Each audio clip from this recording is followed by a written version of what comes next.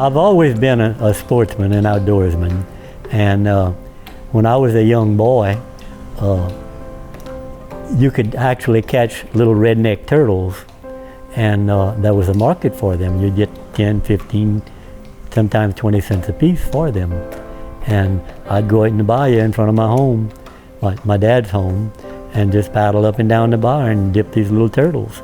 And I actually saved up enough money to buy her engagement ring.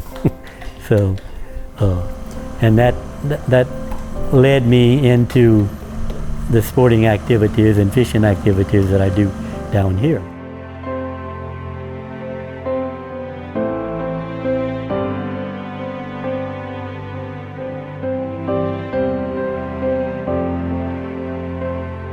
I have been down here in Terrebonne Parish since 1965. I've basically fished and shrimped since then. I really have only been oystering probably the last 10 years, where I had the good fortune of procuring a lease from a good friend of mine who's deceased. I'm an educator, and when I was getting ready to come to anywhere to go get a job, the superintendent of schools in Terrebonne Parish interviewed me, and he made the comment that Terrebonne Parish was a virtual hunting and fishing paradise. So I told him, I said, sign me up for a year, I'm going to check it out. And that's been it, and he did not lie. I have had the good fortune of latching on to some oysters that are just absolutely superb. They're fabulous. The area is called Pass de Ziel, which is almost the very edge of Terrebonne Bay.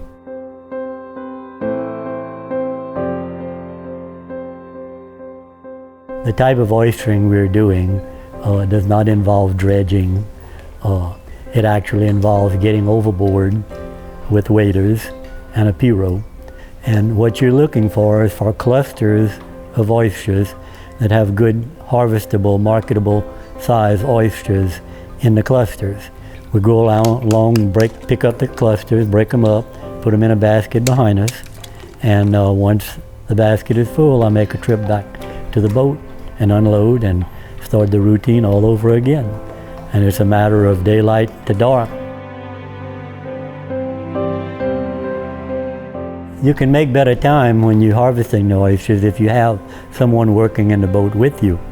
And what we normally do is that we pick up a large cluster, break off as many of the dead shells and mud that you can off of it, throw it in a basket and bring it to the boat.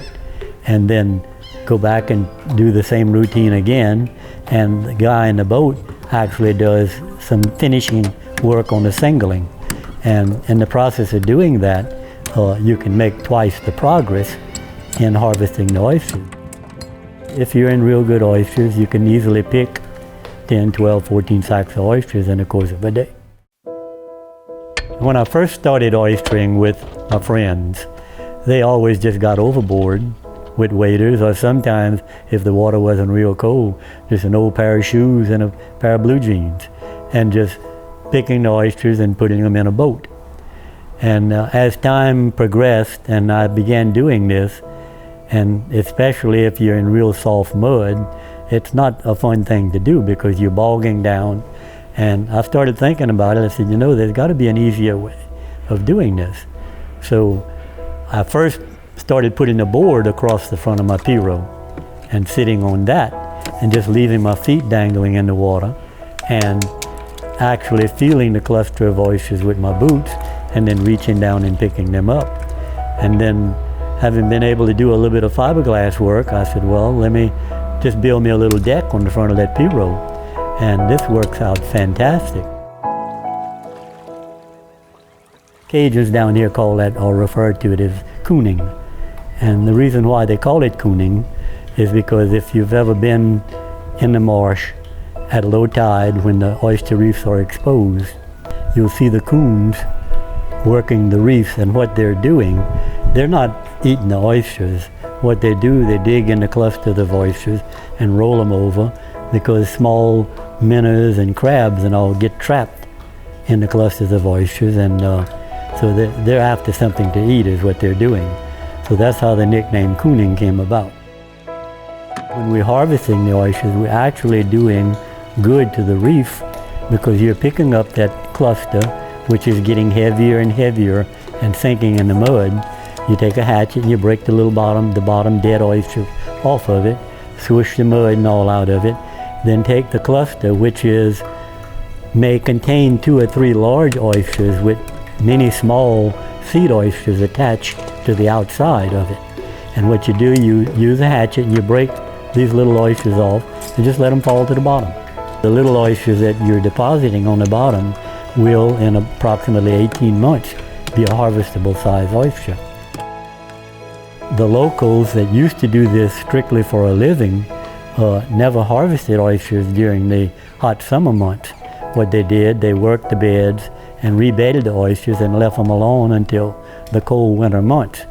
But what's happening today is that there are many harvesters that are just going out on reefs, even reefs and leases that do not belong to them. And they're just dredging up what they can. They pile everything in a boat and they go somewhere else and cull the oysters. And as a result, over a period of time, you end up losing all the shells and all off your reefs. So you end up with no more reefs. We go back out with several boatloads of dry shells and redeposit them on the reefs. And so the little oysters will have something to attach to when they sink to the bottom.